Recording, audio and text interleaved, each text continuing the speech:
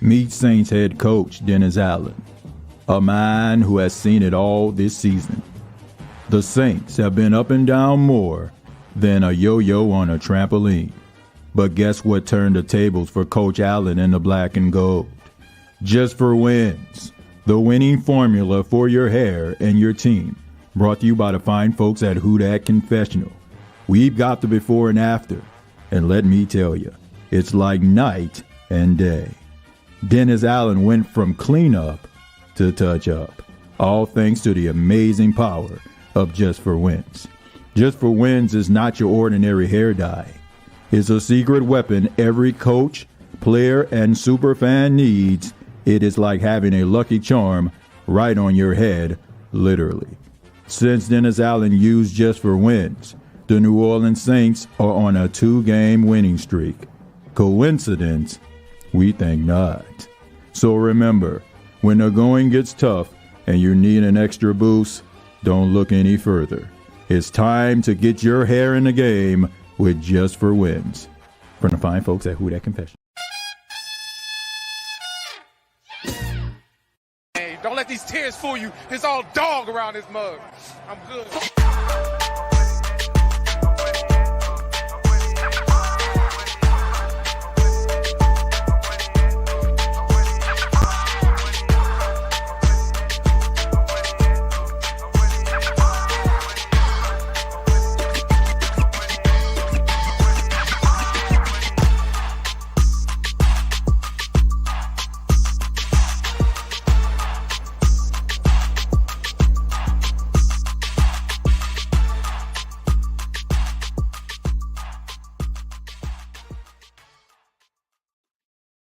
What's going on, Who Dat Nation? It is yours truly, TJ Jones, and yes, I am the podcast. Thank you so much for checking out the State of the Saints podcast, brought to you by Just for Wins, where we talk New Orleans Saints.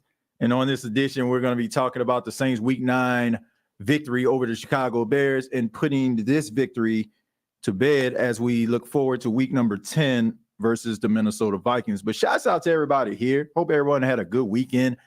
Feel well refreshed, man. I feel well refreshed.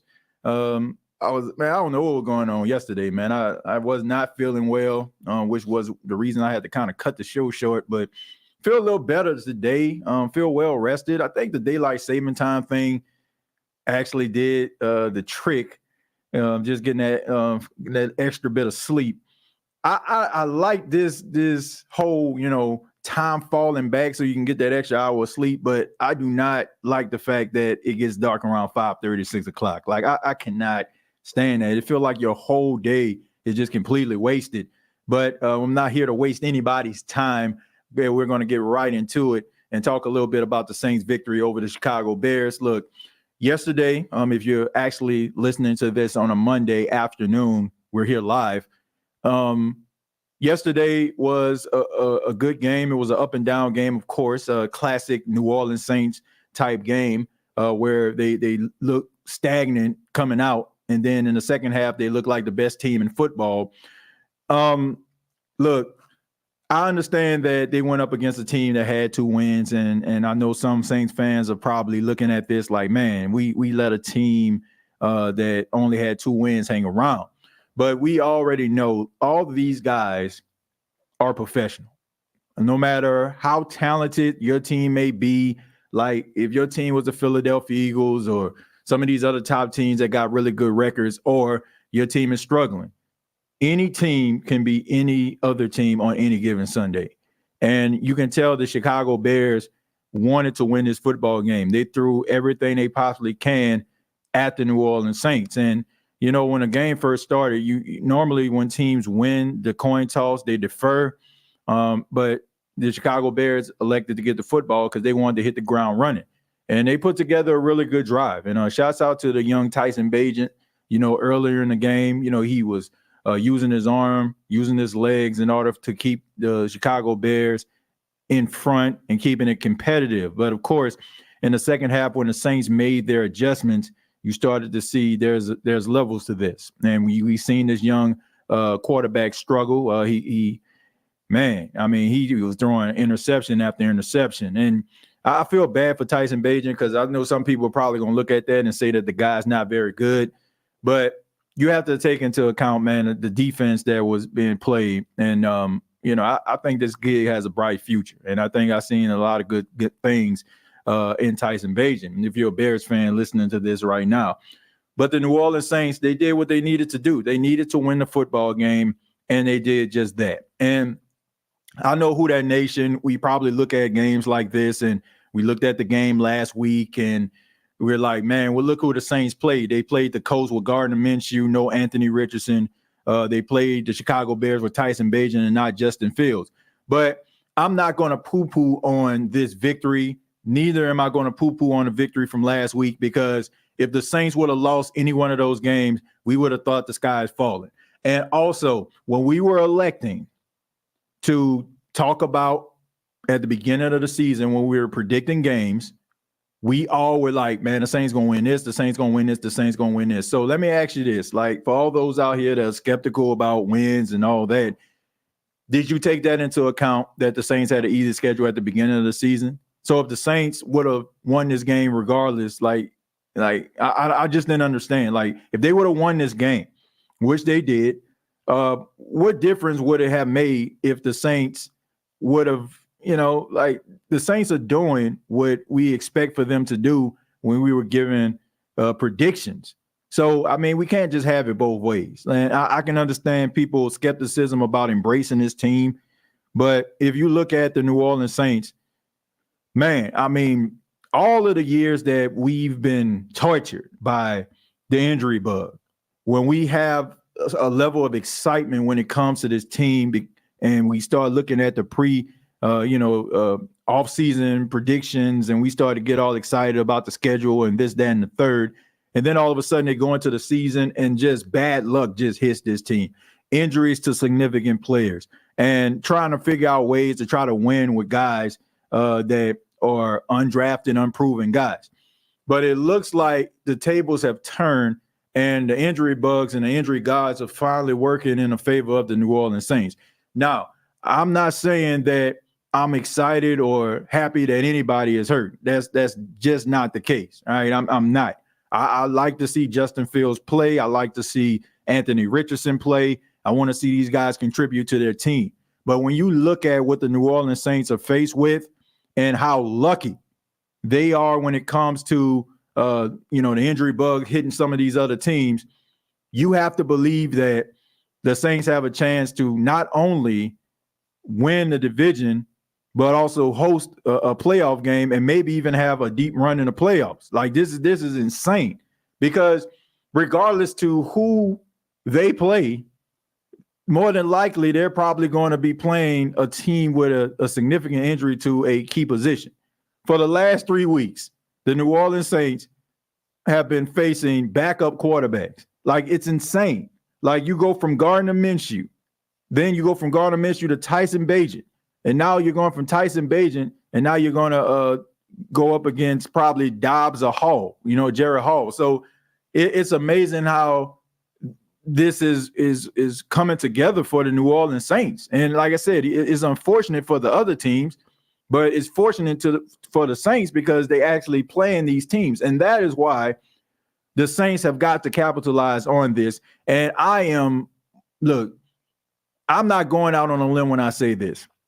If the New Orleans Saints do not make the playoffs with the circumstances that have presented themselves and the misfortunes of other teams, Dennis Allen needs to be fired. Like, there's no excuse for you not to be able to make the playoffs with this schedule and how these games are lining up for the New Orleans Saints. Now, I'm not expecting for the New Orleans Saints to just go out here and just blow everybody out. Like, these are very prideful teams. They prepare just like the New Orleans Saints. But if they do not make the playoffs with the schedule being lined up the way that it is, and how the injury bug has hit some of these teams, the New Orleans Saints need to fire Dennis Allen and the rest of this coaching staff. That's just what it is. Like everything is just lining up for him. Like basically, this is the parting of the Red Sea right here. And you got to be able to walk across it, right? If you find yourself on the outside looking in, there's nothing left needs to be said. You have some people out here that just feel like it's a foregone conclusion that Dennis Allen is just going to come.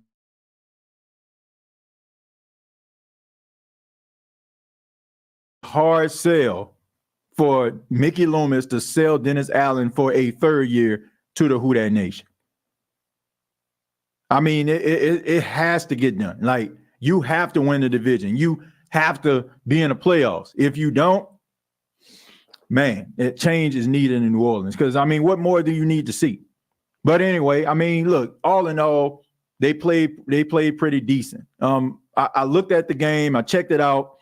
First half, the Saints continue to struggle. If you look at the Saints' first half, it looks like the tale of two quarters. It's like Dr. Jekyll and Mr. Hyde here. The Saints have allowed their opponents in the first half to generate over 100 points and nearly 1,000 total yards. I'm going to say that again. The Saints defense in the first half have allowed teams to generate over 100 points and almost 1,000 yards of total offense. I don't understand it. Like, the Saints continue to get in their own way. They find ways to get in their own way, and it's just absolutely amazing. But on the other hand, they're like one of the best teams when it comes to making second half adjustments. My question is, why can't you come out the gate looking like this? And you don't think teams are going to be paying attention to this stuff, Who Dat Nation? You don't think teams are going to be like, man, we need to jump on them pretty fast because, you know, they struggle when they first coming out.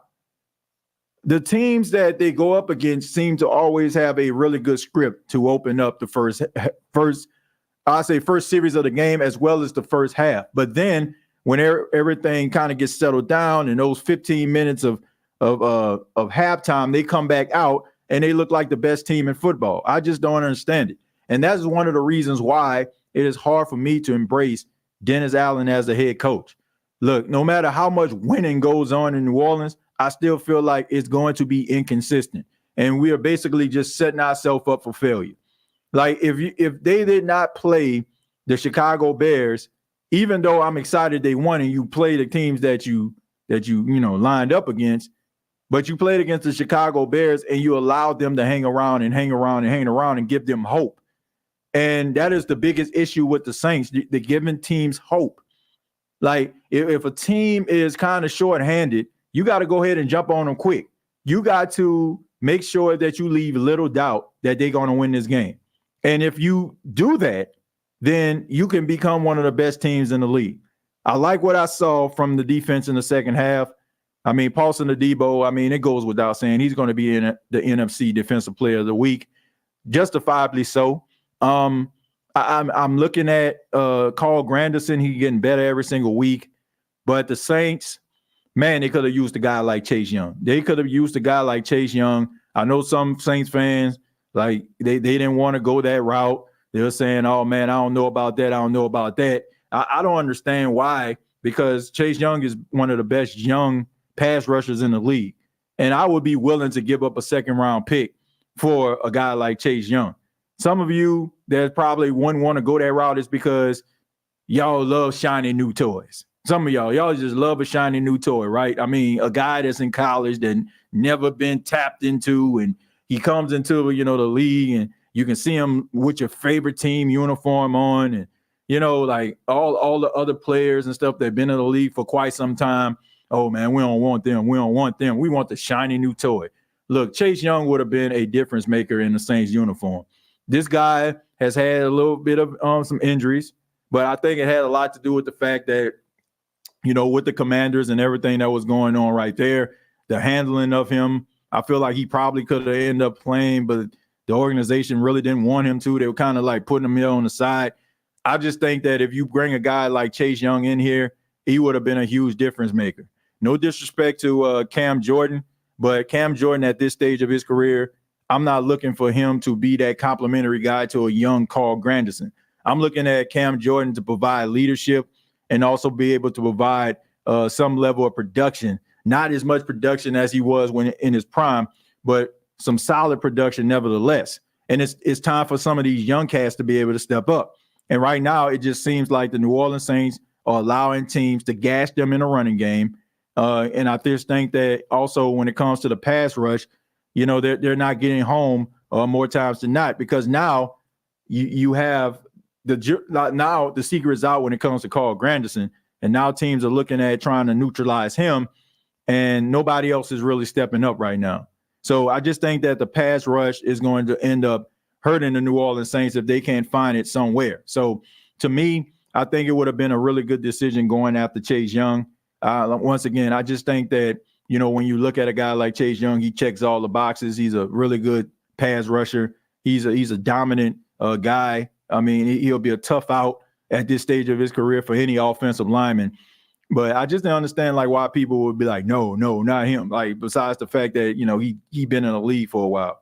But all in all, I think that the defense really stepped up. The secondary was getting turnovers. And right now the Saints lead the league in turnovers right now with 12. So that's the direction you want them to go in. We know the struggles that they had last season with generating turnovers. So it's good to actually see the New Orleans Saints handling business, doing what they need to do in order for them to find success on the defensive side of football and generating turnovers, getting the ball back to the offense. As far as the offense is concerned, I was very impressed at what I seen with some of the play calling. P. Carmichael, I like the fact that he has simplified the offense. He's putting the ball into the hands of the playmakers, not making it complicated, just making it simple. And I know some people are upset at, the fact that, Derek Carr isn't throwing for 300 yards, Derek Carr isn't really moving the needle. I don't care. I honestly, I do not care. While you sitting up here trying to find ways to, talk about Derek Carr and how he's not producing like a all-pro, all-world quarterback, the Saints are doing what's necessary to win football games. And I'm not mad at it. I'm not mad at it at all. Look, if that means that Derek Carr is managing the game, I'm okay with it. As long as the outcome results in a win, I'm cool with it. I think when we start to look at Derek Carr and try to look at him as an all-world, all-pro guy, we just upsetting ourselves because we're setting ourselves up for disappointment, because that's not who he is. He's a guy, if you give him the ball, he'll be able to do a little bit with it, manage the game, and just put a supporting cast around him. And I just think that you can find success there. Adding Taysom Hill to the dynamic, I think, is a plus. I would like for the Saints to be able to run the football a little bit better. I feel like that's going to be a problem as the Saints try to make a playoff push. If you go into the playoffs, you need to be able to run the football. And if you don't run the football, then it might be a tough outing for you. I don't feel like Derek Carr can lead the New Orleans Saints anywhere just on his arm talent alone. You need complementary players around him in order for him to be successful. I think that people just need to understand that. If you're looking at this dude trying to think that he's going to be Joe Burrow or Josh Allen or Justin Herbert or Patrick Mahomes, I think you're sadly mistaken. This guy is a complimentary guy. He is a game manager, right? And he's probably a little bit above a little bit of a game manager. He probably can make a throw or two, but you're not looking at Derek Carr like you'll look at one of these top quarterbacks in the league that just going to put a team on his back. He might do it like maybe one game, maybe two out the year. Heck, you might get lucky, might even get three.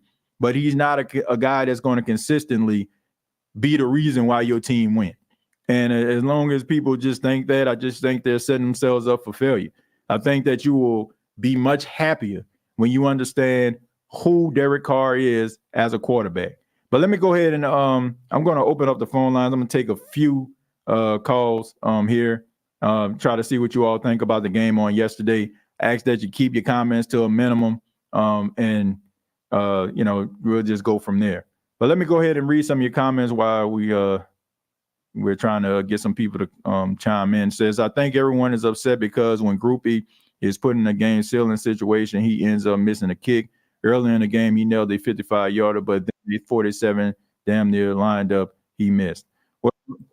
Well, it's one of those situations where